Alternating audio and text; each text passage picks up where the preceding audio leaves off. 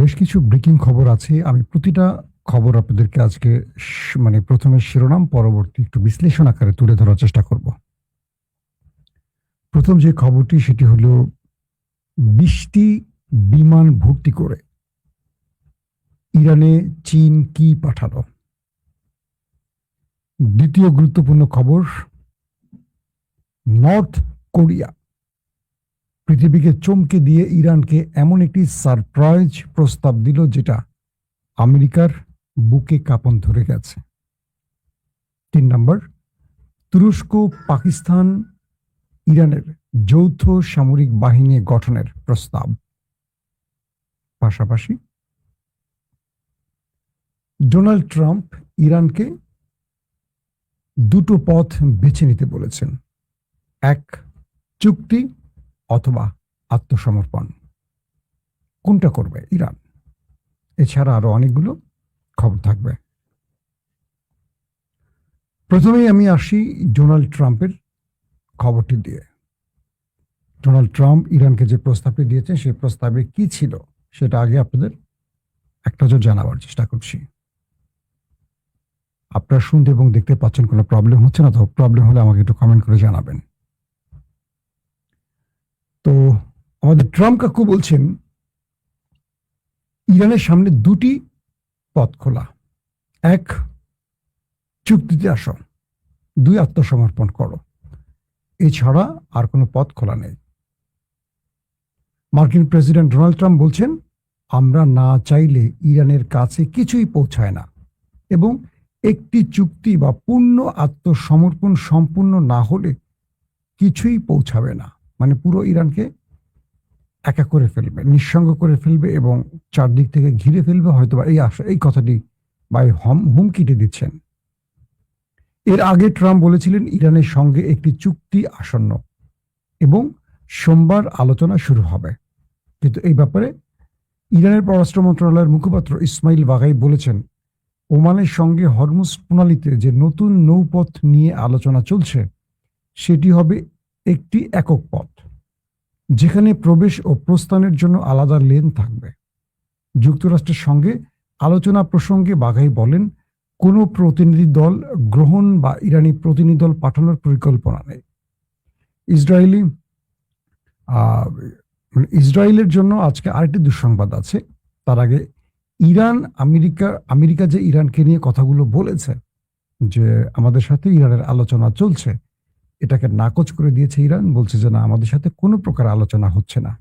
অন্যদিকে ইসরায়েলি বাহিনী গাজায় ব্যাপক বোমাবর্ষণ করার ফলে 24 ঘন্টায় অন্তত 19 জন ফিলিস্তিনি নিহত হওয়ার খবর পাওয়া গেছে এবং হামাসের পক্ষ থেকে আল জাজিরাকে জানানো হয়েছে যে শান্তি বোর্ড এবং আন্তর্জাতিক স্থিতিশীলতা বাহিনী চুক্তিতে জড়িত মধ্যস্থতাকারীদের কাছে তারা বলছে যে তারা ইসরায়েলকে একটি পূর্ণাঙ্গ যুদ্ধবিরতি বাস্তবায়নে বাধ্য করে। মানে পিস কমিটি আগে যেমন ছিল, এখন শান্তি বোর্ড, তারা দুপক্ষকে শান্ত থাকতে বলছে, কিন্তু এক পক্ষ অ্যাটাক করে মানুষ মারছে, আরেক পক্ষ মার খাচ্ছে। এটা কেমন বিচার আমার মাথায় কাজ করছে না। দর্শক,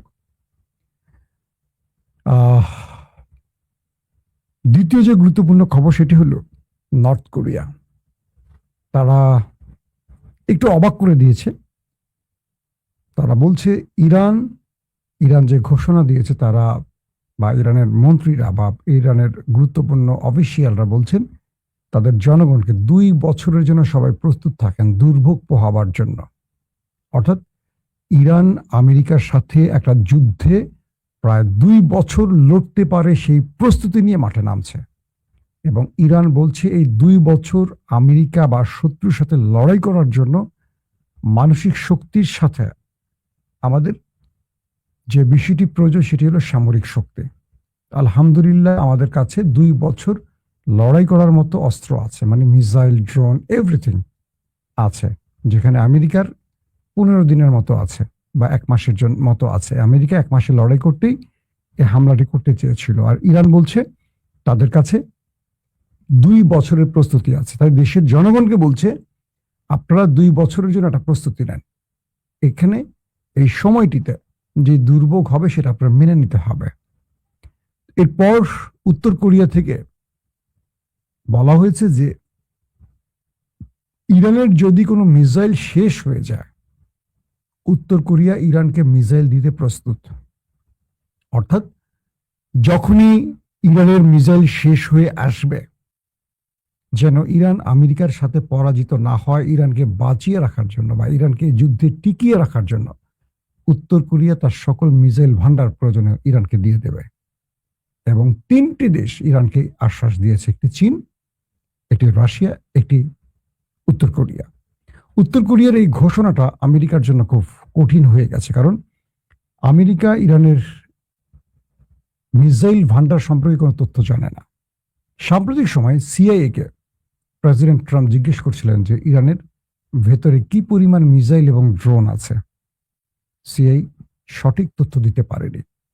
তারা এই জন্য দুঃখ প্রকাশ করে বা প্রেসিডেন্টের কাছে বলেছেন যে আমরা এখন পর্যন্ত ইরানের মিসাইল বা ড্রোন কত আছে এটা সঠিক পরিসংখ্যান আমাদের কাছে নাই। কারণ ইরান, আমাদের যে তথ্য ছিল সেই তথ্যের বাইরেও ইরানের কাছে বিশাল বিশাল মিসাইল ভান্ডার রয়েছে, যেটা মার্কিন কোনো তথ্যে হিসেবে নাই। পাশাপাশি মোসাদ প্রধানকে তার দেশটির অর্থাৎ নেতানিয়াহুর পক্ষ থেকে একটু শাসানো হয়েছে, এমন কিছু তথ্য আরবের আউটলেটে আসছে। সেটা কি, মোসাদের প্রধানকে বলা হয়েছিল, সিআইএ প্রধানকে বলা হয়েছিল মুস্তফা খামেনির অবস্থানটা দ্রুত জেনে ব্যবস্থা নিতে। কিন্তু অবাক কর বিষয় হলো, এখন পর্যন্ত মুস্তফা খামেনির কোনো অবস্থান এই দুটো শক্তিশালী উন্নত প্রযুক্তির দেশ ইসরায়েল এবং আমেরিকা কোনো তথ্য উপাত্ত বের করতে পারেনি যে মুস্তফা খামেনি কোথায় আছে, আদৌ বেঁচে আছে না মরে গেছে বা কোথায় আছে। তো মোসাদ্দের পক্ষ থেকে বলা হয়েছে মুস্তফা খামেনি যেখানে আছে কোনো টেকনোলজি সেখানে নাই, নাই মোবাইল, নাই ল্যাপটপ, নাই টিভি, অর্থাৎ সকল কিছু থেকে তিনি নিজেকে সরিয়ে রেখেছেন। কারণ যে কোনো ডিভাইস থেকে তাকে শনাক্ত করার কাজটি আমরা করব, সেই ডিভাইসের তার কাছে ডও নাই, কোনো ইলেকট্রনিক্স ডিভাইস তার কাছে নাই। এবং তিনি নিজেকে এমনভাবে রাখছেন যে তিনি নির্দিষ্ট কয়েকজন লোকের মধ্যে সীমাবদ্ধ থাকেন এবং তার সাথে যাদের আসা যাওয়া বা আনাগোনা তাদের সম্পর্কেও ইরানের গুরুত্বপূর্ণ অফিসিয়ালরা জানেন না যে তিনি তার কাছে কারা কারা যান বাকি। কারণ এর আগেও আলী খামেনি হত্যার পর ইরানের গুরুত্বপূর্ণ সামরিক অফিসার, গোয়েন্দা প্রধান, বিমান বাহিনী, নৌবাহিনী যে বাহিনীগুলো আছে তাদের প্রত্যেকটা প্রধানই আক্রান্ত হয়েছে, অনেকে মারাও গেছে। এরপর আইআরজিসি তার লিডার মুস্তফা খামেনিকে একেবারে সেফ পয়েন্টে নিয়ে গেছে, যেখান থেকে তার অবস্থান আমেরিকা এবং ইসরায়েল, মোসাদ এবং সিআইএ কোনো তথ্য নিতে পারছেন না। এবং নেতানিয়াহু মোসাদকে বলছে যে আমাদের জন্য অসম্ভব, এমন কি করে সেটা সম্ভব ওদের জন্য। মোসাদ বলছে আমাদের সর্বোচ্চ চেষ্টা করে আমরা তার কোনো তথ্য নিতে পারছি না। এবং ইরানের মধ্যে তাদের যত এজেন্ট আছে বা এজেন্সিগুলোর যে দালালগুলো আছে বা এজেন্ট আছে, তারা কেউ এই ব্যাপারে কোনো তথ্য জানে না। অর্থাৎ ইরানের মধ্যেই মুস্তফা খামেনিকে সেভ করার জন্য একেবারে খুব পারফেক্ট লোকদের কাছে, যারা মানে রাষ্ট্রের সবচেয়ে নিবেদিত, তারাও জানে না মুস্তফা খামেনি কোথায় আছে। নির্দিষ্ট ধরেন 5-10 জন লোকের মধ্যে সীমাবদ্ধ রাখা হয়েছে, তাদের মাধ্যমে বার্তা, সেটা চিঠিতে বা ডিকোড কোনো কোডিং এর মাধ্যমে পৌঁছচ্ছে বা তার লিখিত বক্তব্য কোনো না কোনো মাধ্যমে পৌঁছানো হচ্ছে। তো ইরান নিজের দেশের নিজের ছায়াটাকে এখন বিশ্বাস করছে না। তো সিআই আর মোসাদ এখানে ব্যর্থ হচ্ছে। আসেন, তো নর্থ কোরিয়া তার মিসাইল ভান্ডার ইরানকে পৌঁছে দেওয়ার ঘোষণার পর আমেরিকা এবং ইসরায়েলের জন্য একটি বড় ধাক্কা। কারণ এই তিনটি দেশ, বিশেষ করে উত্তর কোরিয়া, যেই পরিমাণ মিসাইল বানাইছে, এরা কয়েকদিন পর পর দেখবেন পরীক্ষা চালায়। এরা তো যুদ্ধে জড়ায় নাই বিগত কয়েক যুগে, সমস্ত মিসাইলগুলো রয়ে গেছে। তো এরা যদি মিসাইলগুলো ইরানকে দিয়ে দেয়, এটা তাও এখন না, ইরানের মিসাইল শেষ হওয়ার পর, ধরেন 1.5-2 বছর পর, তার মানে এই যুদ্ধ আমেরিকা শেষ করতে পারবে না। পাশাপাশি আমেরিকা বা ইসরায়েল চীন এবং রাশিয়াকে সন্দেহ করছে, কারণ সিরিজ ইরানের অ্যাটাকগুলোর সাথে ইরানের যে টেকনোলজির ব্যবহার, স্যাটেলাইট তথ্য উপাত্তের যে ব্যবহার, রিয়েল টাইম ইন্টেলিজেন্সের যে ব্যবহার, আমেরিকা ধারণা করছে এগুলো সঠিক প্রযুক্তি ইরানের হাতে নাই। তাহলে ইরান এগুলো পাচ্ছে কোথায়? সন্দেহ করা হচ্ছে রাশিয়াকে। রাশিয়া অস্বীকার করেছে। এরই মধ্যে মিডল ইস্টের এবং পশ্চিমা দুনিয়ার বেশ কয়েকটি গণমাধ্যম দাবি করেছে 20টি বিমান ভর্তি অস্ত্র এসছে চীন থেকে ইরানে। আকাশ প্রতিরক্ষা, যুদ্ধ বিমান এবং মিসাইল তৈরির কাঁচামাল, এরকম 20টি বিমান ভর্তি করে ইরানে প্রবেশ করেছে চীন থেকে অস্ত্রের জাহাজ। এই খবরটি বেশ কয়েকটি গণমাধ্যমে প্রচার হয়েছে, আপনারা তো দেখেছেন। এই খবরে আমেরিকা ইসরায়েলের কাঁপন আরো ধরে গেছে যে কি দিচ্ছে চীন। আবার চীনকে জিজ্ঞেস করলে চীন বলবে না তো আমাদের পরিবহন হয়তো বিমান গেছে আলু, পটল, ঝিঙ্গা, হ্যাঁ, দু একটার মধ্যে রাশেদ, দু একটার মধ্যে নুরু থাকতে পারে, মানে এগুলো তো পচা মাল, মাল হিসেবে বিক্রি হয়। রনি থাকতে পারে, কিম্বুত কিমাকার রনি, এরকম। আমি রাশেদের একটা নতুন নাম দিয়েছি, রাজনৈতিক দিলদার। আপনারা দেখবেন যে আওয়ামী লীগের একজন ছিল হাসাও মাহমুদ, প্রতিদিন হাসান মাহমুদের সাথে আমার মজার স্মৃতি আছে। তিনি যখন মন্ত্রী ছিলেন না, লং টাইম ইটিভিতে বসে থাকতেন। ইটিভির যে নিউজ প্রধান ছিলেন আমাদের বড় ভাই, আল্লাহ তাকে বেহেশত নসিব করুক, মারা গেছেন সাম্প্রতিক কয়েক মাস আগে, ইব্রাহিম আজাদ ভাই। তার সাথে হাসান মাহমুদের খুব ভালো সম্পর্ক, দুজনে চিটাগাংয়ের লোক। তো আমার রুমটা আর আজাদ ভাইদের রুমটা পাশাপাশি ছিল। হাসান প্রায় এসে বসে থাকতেন ইটিভিতে, তখন তিনি মন্ত্রী না। আমরা লং টাইম আড্ডা মারতাম, চা খেতাম, মজা করতাম। হাসান মাহমুদের সাথে খুব পার্সোনালি রিলেশন খুব ভালো ছিল আমাদের। তো ম্যাক্সিমামে আমাদের টিভিতে টকশো করতো, টকশো ছাড়াও এসে বসে থাকতো, কোনো কাজ না, কি করবে? রাজনীতির লোকদের তো ধাঁধাটা হলো, রাজনীতিটাই হলো তাদের ব্যবসা। তো সে হাসান মাহমুদ প্রতিদিন এমন এমন মিথ্যা বলতো, এমন এমন কথা বলতো, যে কথার জন্য মানুষ তাকে হাসাও মাহমুদ নাম দিচ্ছে। একদিন আমি হাসান মাহমুদ সাহেবকে জিজ্ঞাসা করলাম মন্ত্রী হওয়ার পরে, যে আপনি যে এরকম ব্যাকওয়ার্ড কথাগুলো বলেন, আপনার কি খারাপ লাগে না? এটাই রাজনীতি, এটাই আমার নেত্রী চায়, এবং এই কথার জন্য আমি মন্ত্রী হয়েছি। মানে ভয়ঙ্কর না বিষয়টা? একটা সভ্য দেশে কি অসভ্য টাইপের কথাবার্তা, মিথ্যা কথা, কুৎসিত কথার জন্য মন্ত্রী হয়। আজকে বিএনপির এরকম একটা লোক নিয়োগ দিছে, রাশেদ, গণ অধিকারের পেট মোটা রাশেদ। মানে এটা রাজনীতিবিদ, চিন্তা করেন, একটা দল বিএনপি যার রাজনৈতিক উপদেষ্টা হয় গণ অধিকারের একটা 2 টাকার লোক, যে যাকে টাকা দিলে বিক্রি হয়ে যায়। আমি হাসি যে আল্লাহ, তুমি বিএনপির এত বিপদে ফেলাইছো যে বাইরের লোক ভাড়া করতে হয়, দলটা যোগ্য লোক নাই। এই রাজনৈতিক দিলদার দেখবেন এখন এক একদিন একটা বলে, হাসনাত সার্জিসের কোনো অবদান নাই, এর আওয়ামী লীগের লোক ছিল, গণ অভ্যুত্থানে নাকি এদের কোনো অবদান নাই, সব অবদান রাশেদের। মানে এই লোকগুলোকে বিএনপি নিয়ে আসতে কেন? এদেরকে পচানো শেষ হয়ে যাবে, আর বিরোধী দলকে বিরক্ত করার জন্য, মানে ঘৃণাটার জন্য বিএনপির প্রতি না আসে, সবাই যেন রাশেদের ঘৃণা করে। যেমন ইনু মেননদের মানুষ ঘৃণা করতো না, এরকম রাশেদের কথা হলো আমাকে ঘৃণা করুক, যাই করুক, আমি তো 2 টাকা পাচ্ছি, আমার তো 2 টাকা দরকার, ফকিনের বলা 2 টাকা পেলে যেমন খুশি হয়, এরকম। জান, এটা নিয়ে আমার বড় আলোচনা নাই। তো এই যে 20টা জাহাজ ভর্তি করে কি এলো, এটা নিয়েও আমেরিকার মোটামুটি কাঁপন ধরে গেছে। দর্শক, তুরস্ক এবং ইরানের মধ্যে একটা আলোচনা হয়েছে। আলোচনাটা হলো যে 2 দেশের প্রতিরক্ষা মন্ত্রী তারা টেলিফোনে কথা বলেছে। তো ইরানের পক্ষ থেকে যে বিষয়টি জানানো হয়েছে কয়েকটি গণমাধ্যমে, মানে ইরানের গণমাধ্যমে, সেখানে বলা হয়েছে যে ইরান তুরস্ককে প্রস্তাব দিয়েছে একটি মুসলিম যৌথ সামরিক নিরাপত্তা বাহিনী তৈরির। বিষয়টা বুঝছেন? এটা কেন? যেমন ন্যাটো তাদের মিত্রদের রক্ষা, বা ন্যাটোর আর্টিকেল 5 অনুযায়ী এক দেশ আক্রান্ত হলে আরেক দেশ তাকে বাঁচাবার জন্য ঝাঁপিয়ে পড়বে, এটা মুসলমানদের মধ্যে ঐক্যটা নাই। তো ইরান খুব পারফেক্ট টাইমে এসে এই প্রস্তাবটি তুরস্ককে দিতে, শুধু তুরস্ক নয়, তুরস্ক থাকবে, পাকিস্তান থাকবে, মিশর থাকবে, সৌদি আরব থাকবে, আরো অনেক মুসলিম দেশ থাকবে, হয়তো বাংলাদেশ, পাকিস্তানও থাকবে, বাংলাদেশে থাকতে পারে। যদিও বাংলাদেশ থাকবে না, কারণ বাংলাদেশে তো বিএনপিকে আমেরিকা একটা সারপ্রাইজ দিচ্ছে ক্ষমতা, তা আমেরিকার ধমকে তারা আসবে বলে মনে হয় না। কি রিপোর্টটা একবার আমি ইরানের গণমাধ্যম থেকে শোনাই। ব্রিগেডিয়ার জেনারেল সৈয়দ মজিদ ইবনে রেজা তুরস্কের প্রতিরক্ষা মন্ত্রী ইয়াসের গুলারের সাথে এক ফোনালাপ করেছেন। সাম্প্রতিক যুদ্ধ দেখিয়ে দিয়েছে যে আঞ্চলিক নিরাপত্তা অবশ্যই এই অঞ্চলের দেশগুলোকে নিশ্চিত করতে হবে।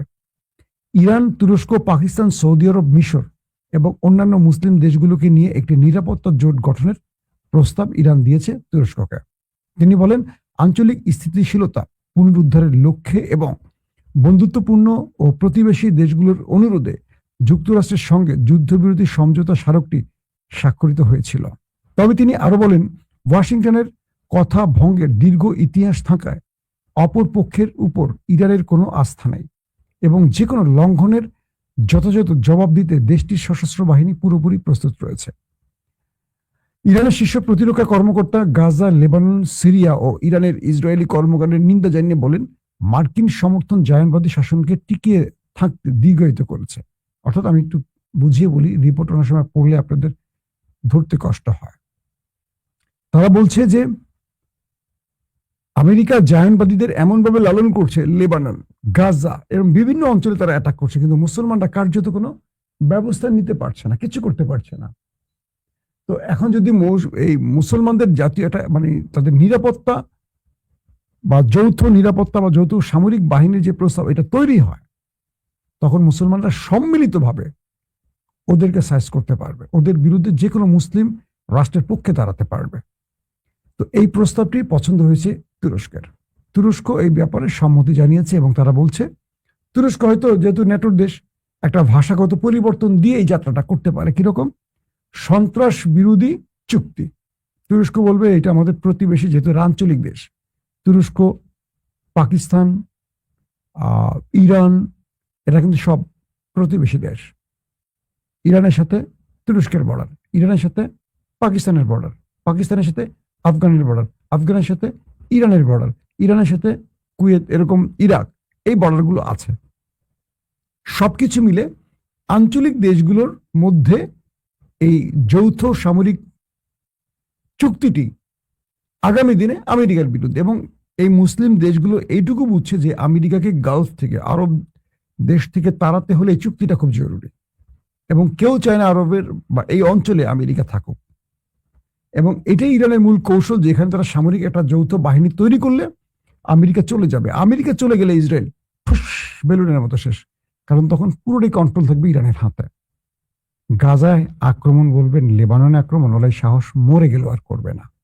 সো এটি একটি আজকে বিগ মেসেজ আমাদের জন্য, যে ইরান তুরস্ককে প্রস্তাব দিচ্ছে এবং তুরস্ক এটা নিয়ে রীতিমতো এখন কাজ করা শুরু করছে। দুই দেশের প্রতিরক্ষা মন্ত্রীদের মধ্যে আলোচনা হয়ে গেছে।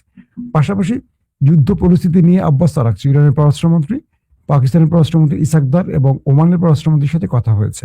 তাদের মধ্যে এখন হরমুজ প্রণালী ওয়ান ওয়ে বা টু ওয়ে, এই প্রক্রিয়াগুলো নিয়ে এখন আলোচনা চলছে। তো এটা নিয়ে আর লম্বা খবর দিতে চাচ্ছি না, তাদের মধ্যে যে আলোচনা চলছে। তবে ইরান বলে দিয়েছে যে আমাদের পথ, আমেরিকা যে পথের কথা বলে দিয়েছে, আমরা জানিয়ে দিচ্ছি আমাদের পথ একটাই, দুটো না, আমাদের পথ একটাই। সেটা হলো আমেরিকাকে এই অঞ্চল থেকে ছেড়ে চলে যেতে হবে। হরমুজ আমাদের, হরমুজের সকল অধিকার ইরানের থাকবে। এই ব্যাপারে আমেরিকার কোনো সিদ্ধান্ত কখনো মেনে নেওয়া হয়নি, মেনে নেওয়া হবে না। কিন্তু এরই মধ্যে ইসরায়েলের সাথে আমেরিকার বিরোধ ছড়িয়ে পড়ছে। কি সেটা? হঠাৎ করে আক্রমণ করবে, আর ফিউ সেকেন্ড বা কি বলবো আওয়ার, 1 ঘন্টা বা 2 ঘন্টা পর আমেরিকা আক্রমণে যাবে। এই সময় হঠাৎ করে বিভিন্ন দেশের চাপে পড়ে ট্রাম্প যুদ্ধ থেকে বেরিয়ে যাওয়ার ফলে অবাক হয়ে গেছে ইসরায়েল, কারণ ইসরায়েলও রেডি ছিল অ্যাটাকে যাওয়ার। ইসরায়েলের বক্তব্য বলল, ট্রাম্প তুমি আমার অনুমতি নিচ্ছ, তুমি আমাকে তো বলছো যুদ্ধের জন্য রেডি হইতে, আমি রেডি, তুমি নিজে একা সিদ্ধান্ত নিয়ে যুদ্ধ থেকে বেরিয়ে গেছো, এটা হয় নাকি?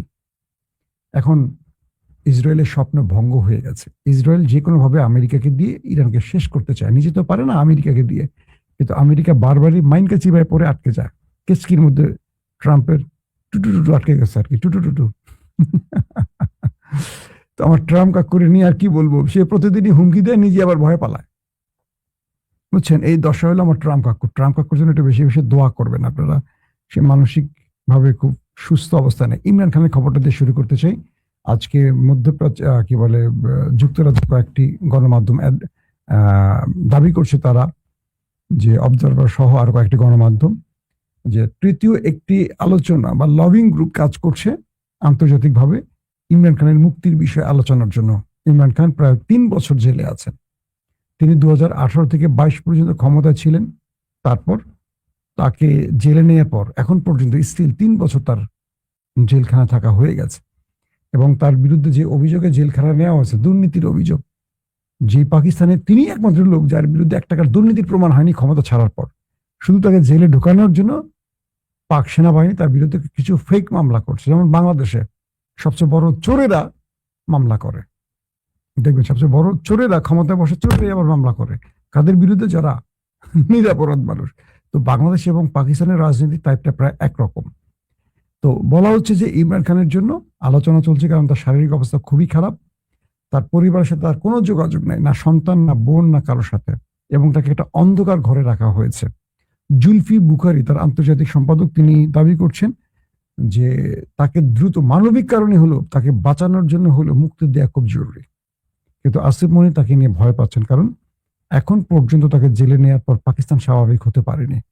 পাকিস্তানের রাজনীতি অস্থিতিশীল অবস্থার মধ্যে আছে, অর্থনীতির 12টা বেজে গেছে, প্রতিটা জায়গায় পাকিস্তান এক অসন্তোষ আগ্নেয়গিরির মধ্যে আছে। আসিফ মনির তাকে বের করলে তাকে সামাল দিতে পারবেন কিনা এই টেনশনে আছে। কিন্তু সবার ঊর্ধ্বে হলো কাফতানের জীবন। কয়েদি নাম্বার 804-এর জীবন যদি না রক্ষা হয়, এবং আল্লাহ না করুক কোনো কারণে তিনি জেলে যদি মারা যান, আসিফ মনির এই দেশ সামলাতে পারবেন না। হাজার হাজার মানুষের